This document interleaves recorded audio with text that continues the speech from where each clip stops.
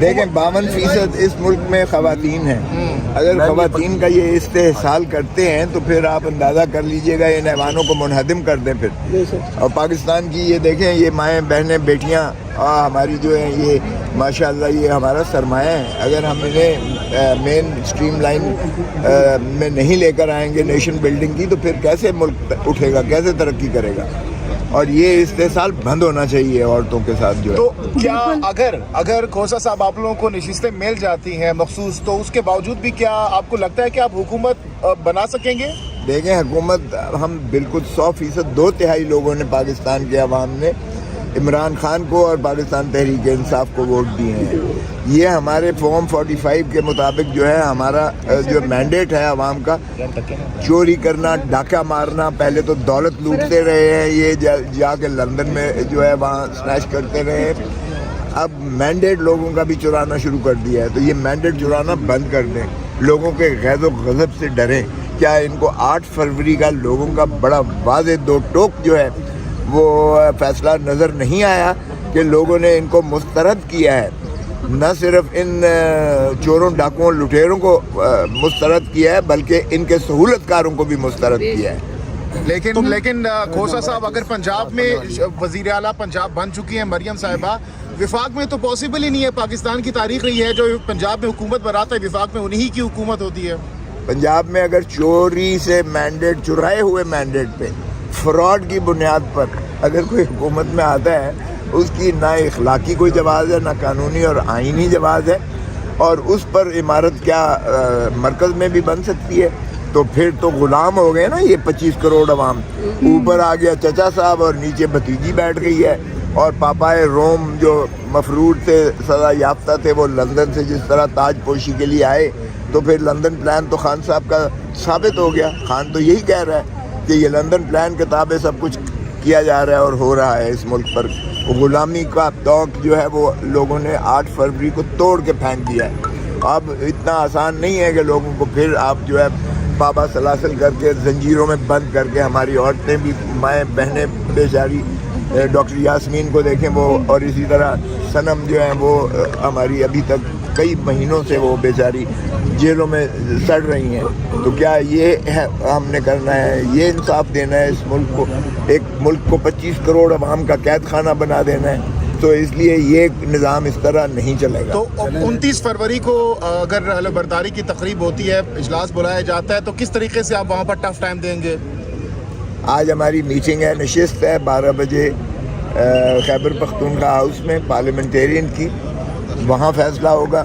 لیکن باہر صورت ایک بات بڑی واضح ہے, بائیکاٹ ہم نہیں کریں گے. ان کی غلط فہمی ہے. ہم ایوان کے اندر دیکھیں 52% اس ملک میں خواتین ہیں. اگر خواتین کا یہ استحصال کرتے ہیں تو پھر آپ اندازہ کر لیجئے گا ان ایوانوں کو منہدم کر دیں پھر. اور پاکستان کی یہ دیکھیں یہ مائیں بہنیں بیٹیاں ہماری جو ہیں یہ ماشاءاللہ یہ ہمارا سرمایہ ہے. اگر ہم انہیں مین اسٹریم لائن میں نہیں لے کر آئیں گے نیشن بلڈنگ کی تو پھر کیسے ملک اٹھے گا, کیسے ترقی کرے گا. اور یہ استحصال بند ہونا چاہیے عورتوں کے ساتھ جو ہے. تو کیا اگر کھوسا صاحب آپ لوگوں کو نشستیں مل جاتی ہیں مخصوص تو اس کے باوجود بھی کیا آپ کو لگتا ہے کہ آپ حکومت بنا سکیں گے؟ دیکھیں حکومت ہم بالکل 100% 2/3 لوگوں نے پاکستان کے عوام نے عمران خان کو اور پاکستان تحریک انصاف کو ووٹ دیے ہیں. یہ ہمارے فارم 45 کے مطابق جو ہے ہمارا جو مینڈیٹ ہے عوام کا, چوری کرنا, ڈاکہ مارنا, پہلے تو دولت لوٹتے رہے ہیں یہ جا کے لندن میں جو ہے وہاں سنیچ کرتے رہے ہیں. اب مینڈیٹ لوگوں کا بھی چرانا شروع کر دیا ہے, تو یہ مینڈیٹ چرانا بند کر دیں, لوگوں کے غیظ و غضب سے ڈریں. کیا ان کو 8 فروری کا لوگوں کا بڑا واضح 2 ٹوک جو ہے وہ فیصلہ نظر نہیں آیا کہ لوگوں نے ان کو مسترد کیا ہے؟ نہ صرف ان چوروں ڈاکوؤں لٹیروں کو مسترد کیا ہے بلکہ ان کے سہولت کاروں کو بھی مسترد کیا ہے. لیکن کھوسا صاحب اگر پنجاب میں وزیر اعلیٰ پنجاب بن چکی ہیں مریم صاحبہ, وفاق میں تو پاسبل ہی نہیں ہے. پاکستان کی تاریخ رہی ہے جو پنجاب میں حکومت بناتا ہے وفاق میں انہی کی حکومت ہوتی ہے. پنجاب میں اگر چوری سے مینڈیٹ, چرائے ہوئے مینڈیٹ پہ فراڈ کی بنیاد پر اگر کوئی حکومت میں آتا ہے, اس کی نہ اخلاقی کوئی جواز ہے, نہ قانونی اور آئینی جواز ہے, اور اس پر عمارت کیا مرکز میں بھی بن سکتی ہے. تو پھر تو غلام ہو گئے نا یہ 25 کروڑ عوام. اوپر آ گیا چچا صاحب اور نیچے بھتیجی بیٹھ گئی ہے. اور پاپائے روم جو مفرور تھے, سزا یافتہ تھے, وہ لندن سے جس طرح تاج پوشی کے لیے آئے, تو پھر لندن پلان تو خان صاحب کا ثابت ہو گیا. خان تو یہی کہہ رہا ہے کہ یہ لندن پلان کے تابع سب کچھ کیا جا رہا ہے اور ہو رہا ہے اس ملک پر. غلامی کا توق جو ہے وہ لوگوں نے 8 فروری کو توڑ کے پھینک دیا ہے.